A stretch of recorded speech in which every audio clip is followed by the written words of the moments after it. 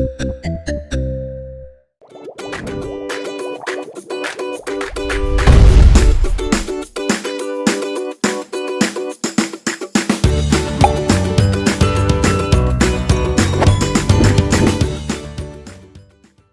Students, अब हम chapter number 10 की एक्सरसाइज को देखते हैं, जिसमें सबसे पहले हम एमसीक्यूज को सॉल्व करेंगे। So encircle the correct answer. आपके पास क्वेश्चन है, which of the following can not be classified as Arrhenius acid. देखिए स्टूडेंट, इनमें से हमने बताना है कि कौन सा आर्हीनियस के मुताबिक एसिड नहीं होगा।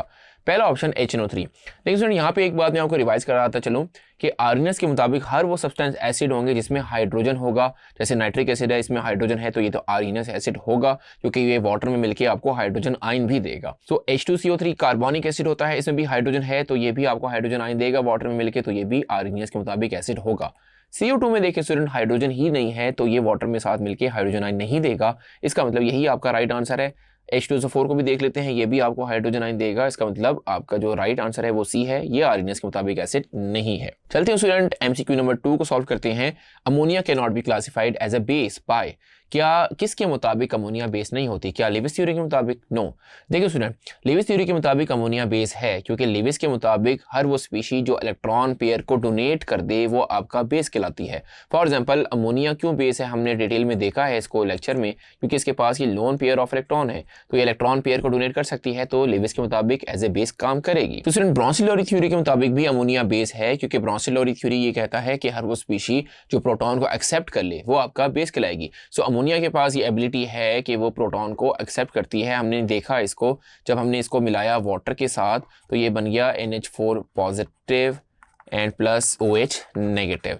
सो अमोनिया ने वाटर से एक प्रोटॉन को एक्सेप्ट किया, तभी NH4 पॉजिटिव बन रहा है, तो ब्रोंसिलरी थ्योरी के मुताबिक भी ये बेस होगा।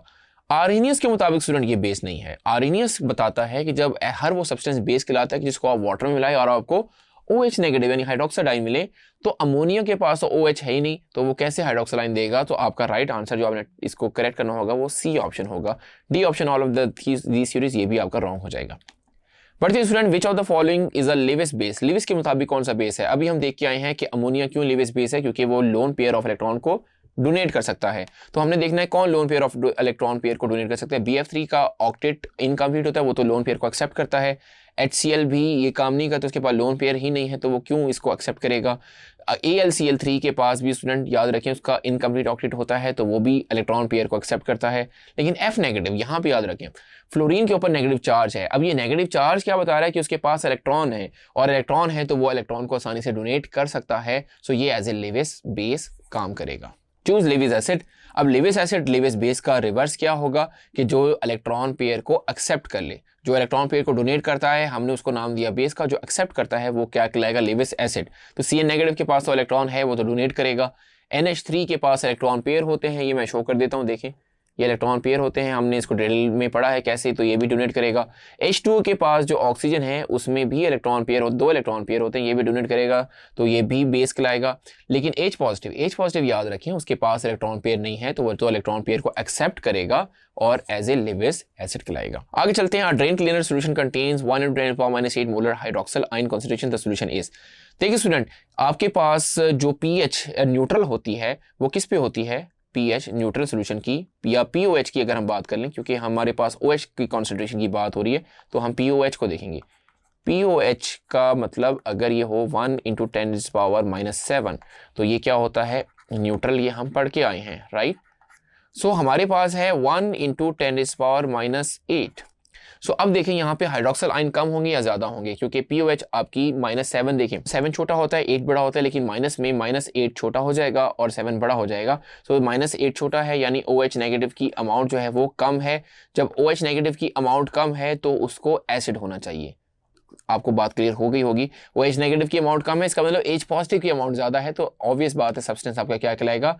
एसिडिक कहलाएगा। सो आप इसको एसिड को टिक कर देंगे, राइट। बेसिक क्यों नहीं कहलाएगा? क्योंकि उसके लिए OH नेगेटिव यानी जो POH है उसको ग्रेटर होना चाहिए था, OH नेगेटिव की अमाउंट को ज्यादा होना चाहिए। न्यूट्रल इसलिए नहीं है क्योंकि उसको तो बराबर होना चाहिए, 10⁻⁷ होता तो न्यूट्रल होता, कैन नॉट बी रिएक्टेड भी आपका रॉन्ग हो जाएगा, तो एसिडिक होगा। आगे चलते हैं। Milk of magnesia contain magnesium hydroxide, ये एज एन एंटासिड यूज होता है और ये स्टोमिक एसिड को न्यूट्रलाइज करता है। कौन सा सॉल्ट बनता है इस रिएक्शन से? तो स्टूडेंट बहुत सिंपल है, देखें मैग्नीशियम हाइड्रोक्साइड का फॉर्मूला है MgOH ट्वाइस, उन्होंने बताया हुआ है MgOH ट्वाइस।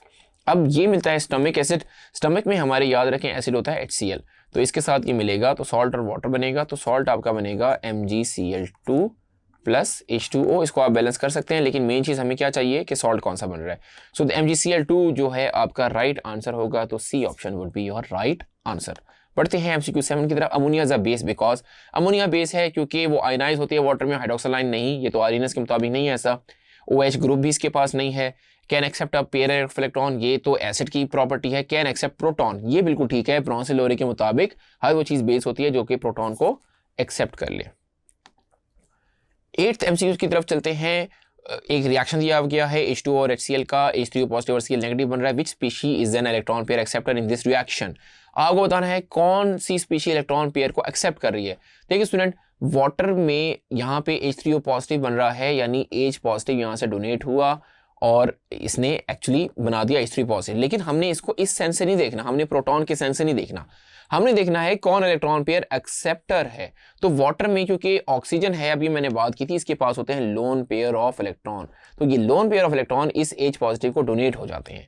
अब ये जो डोनेट हो रहे हैं, HCl क्या कर रहा है, उस इलेक्ट्रॉन पेयर को एक्सेप्ट कर रहा है। सो इलेक्ट्रॉन पेयर एक्सेप्टर क्या होता है, एसिड होता है, तो यहाँ पे HCl एज एन एसिड का काम करेगा, और ब्रॉन्सिलोरी के मुताबिक भी एसिड है क्योंकि प्रोटॉन डोनेट कर रहा है। सो आप देखें यहाँ पे HCl को आपको राइट आंसर है, जो जिसको आपको एनसर्कल करना होगा। चलते हैं student, in the following reaction which species is donating N electron pair.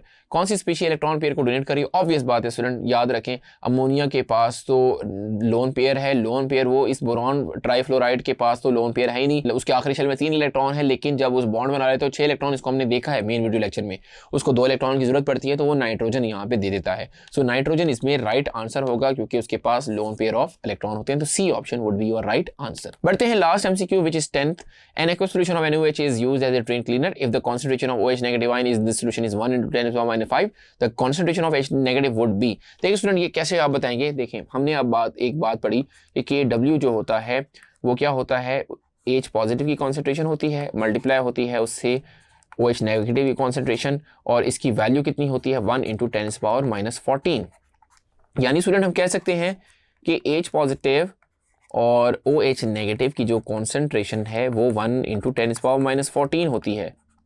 सो अगर आपके पास वैल्यू है OH नेगेटिव आयन की, इसकी वैल्यू आप देखें, मैं यहाँ पे पुट करता हूँ 1 × 10⁻⁻5, इसकी वैल्यू है 1 × 10⁻⁻5। तो इसको 1 × 10⁻⁻14 करने के लिए किसकी जरूरत पड़ेगी, 1 × 10⁻⁹ की जरूरत पड़ेगी, ताकि ये इसके इक्वल हो जाए। होपफुली आपको अंडरस्टैंड हो गया होगा। तो देखते हैं कौन सा इसमें राइट आंसर होगा। 1 × 10⁻⁹ आपका राइट आंसर होगा, क्योंकि हमने H पॉजिटिव की कॉन्सेंट्रेशन बतानी थी, तो सी ऑप्शन देखें आपका राइट आंसर हो जाएगा। होपफुली स्टूडेंट आपको ये MCQs अच्छे से समझ आ गए होंगे। Thank you.